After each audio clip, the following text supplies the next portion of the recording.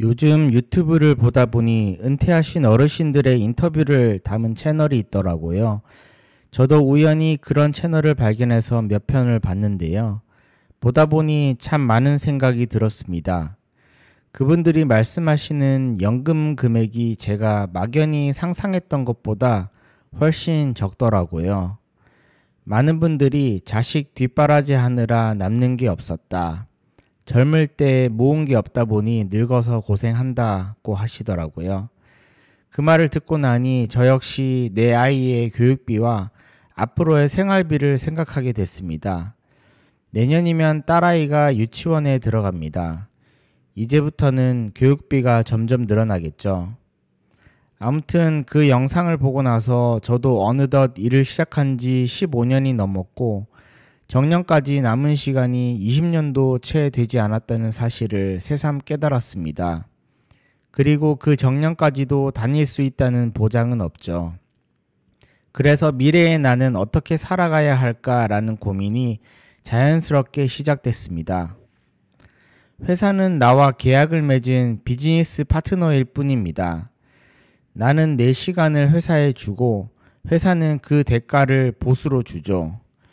요즘은 이런 걸 냉정하게 바라보는 시대가 된 것 같습니다. 애사심이란 단어가 예전엔 미덕이었지만 지금은 그렇게 생각하는 사람이 많지 않죠.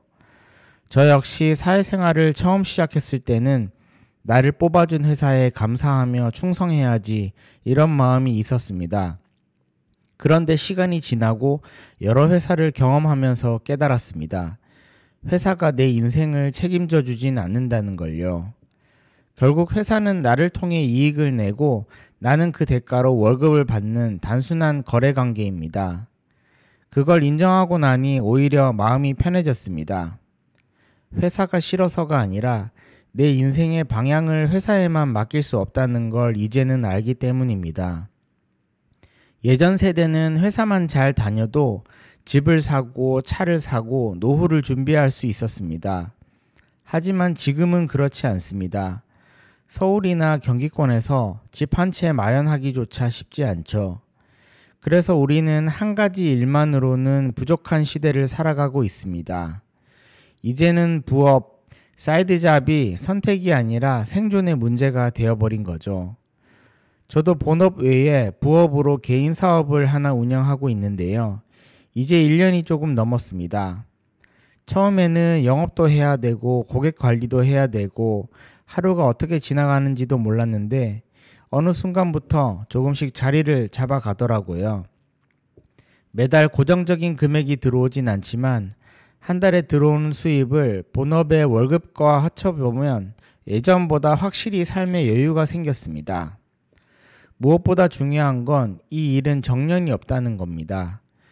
회사 생활이 끝나도 계속 이어갈 수 있다는 점이 큰 장점이고요. 그래서 조금 늦기 전에 시작하길 정말 잘했다는 생각을 자주 합니다. 근로소득과 사업소득 외에도 저는 임대소득이 있습니다. 지방의 소형 아파트 몇 채를 낙찰받아 월세를 받고 있는데 지금은 종합과세 기준인 연 2천만 원 이하 월 165만 원 정도로 맞춰두었습니다. 이건 단순한 돈벌이 이상의 의미가 있습니다. 퇴직 후에도 월세가 들어오는 구조를 만들어 두면 심리적인 안정감이 정말 커지거든요. 앞으로 자금이 더 쌓이면 수도권 쪽으로 투자 지역을 옮기고 지방 물건들은 순차적으로 정리할 계획입니다. 그리고 이제 막 시작한 게 배당 투자입니다. 주식 투자라고 하면 위험하다고들 하지만 저는 단기 매매보다 안정적인 배당 위주로 하고 있습니다. S&P 500, 나스닥 100 그리고 슈드 같은 ETF에 투자하면서 배당금을 재투자하고 있죠. 지금은 분기 배당금이 고작 4,000원 수준이라 웃음이 나올 정도지만 조금씩 늘려서 나중에는 분기당 500만원, 연 2천만원 정도의 배당을 목표로 하고 있습니다. 물론 그게 언제가 될지는 모르지만 꾸준히 하다 보면 언젠가는 도달하겠죠. 이외에도 작년에 운 좋게 공동 저자로 책을 출간한 적이 있습니다. 저자가 여러 명이라 인세는 아주 작은 소액이지만 그래도 내 이름이 들어간 책에서 인세 같은 수입이 발생한다는 건 참 신기하고 뿌듯한 경험이었습니다. 그리고 광고 수입은 블로그에서 조금씩 들어오고 있습니다. 유튜브는 이제 막 시작한 단계라 수익화까지는 아직 멀었지만 블로그는 꾸준히 운영하다 보니 매달 애드포스트로 약 5만원 정도가 들어옵니다. 적은 금액 같지만 1년이면 60만원이잖아요. 그걸로 한 달 통신비를 낸다고 생각하면 이것도 꽤 의미 있는 부수입이 됩니다. 무엇보다 블로그를 통해 제 사업 방향이 정리되었고 글을 쓰는 습관이 생겼다는 게 가장 큰 수확이었습니다. 유튜브도 지금 처음엔 어색하지만 꾸준히 하다 보면 언젠가는 저만의 색깔이 잡히겠죠. 중요한 건 완벽한 게 아니라 꾸준함이라는 걸 계속 느끼고 있습니다. 마지막으로 직접적인 수입은 아니지만 체험단 활동도 저에게 큰 도움이 되고 있습니다. 저는 블로그, 안에는 인스타그램을 통해 체험단을 꾸준히 하고 있는데요. 이게 단순한 취미 수준이 아니라 지출 절감 효과가 정말 큽니다. 이번 달에는 아내가 한 달 식비 10만 원이 안 나왔다 하더라고요. 처음에는 농담인 줄 알았는데 진짜였습니다. 저희는 사람 셋, 강아지 셋이 함께 사는데 한 달 식비가 10만 원 언더라니 놀라운 일이죠.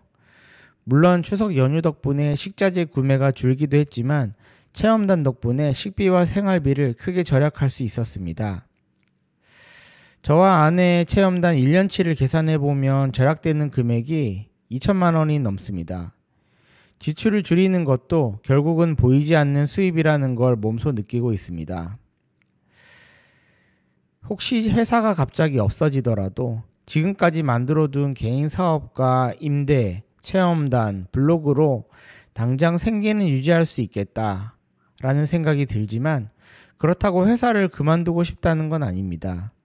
본업의 안정적인 급여는 여전히 소중하고 그동안 쌓인 경력 덕분에 일도 훨씬 수월해졌죠.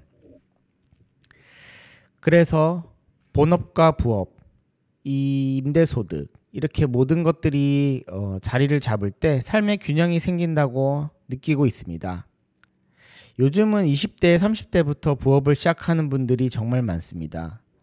하지만 제 주변 40대 친구들 중에서는 아직 부업을 하는 사람이 거의 없더라고요. 아마도 육아와 가정, 회사 일로 너무 바쁘기 때문이겠죠.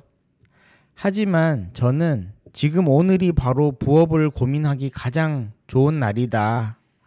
어떤 일을 하든 지금부터 한 걸음씩만 나아가면 된다. 이렇게 생각을 합니다. 부업이라고 해서 꼭 거창할 필요는 없고 내가 좋아하고 꾸준히 할 수 있는 일이라면 충분합니다. 처음엔 수입이 작아도 그 경험이 결국 새로운 기회를 계속 만들어줍니다. 세상에는 정말 다양한 부업이 있기 때문에 누구나 자신에게 맞는 일이 하나쯤은 있습니다. 내가 어떤 성향인지 알고 어떤 방식으로 내 시간을 활용할 수 있는지를 찾다 보면 그게 인생 2막의 시작이 될 수 있습니다. 저도 여전히 사업도 완벽하지 않고 유튜브도 아주 소소하게 하고 있고 여러모로 시행착오 중이지만 하루하루 성장하고 있다는 느낌이 듭니다. 앞으로의 시대는 한 가지 일만 잘하는 사람보다 여러 일을 꾸준히 시도하는 사람이 더 강해질 거라 믿습니다. 부업은 단순히 돈을 버는 수단이 아니라 내 인생의 방향을 주체적으로 만들어가는 과정이니까요. 지금 이 영상을 보고 계신 분들 중 혹시 부업을 시작해 볼까 고민하신다면 그 생각이 바로 출발점입니다. 한 걸음 한 걸음 꾸준히 조급할 필요 없이 그게 결국 여러분의 인생을 단단하게 만들어 줄 겁니다.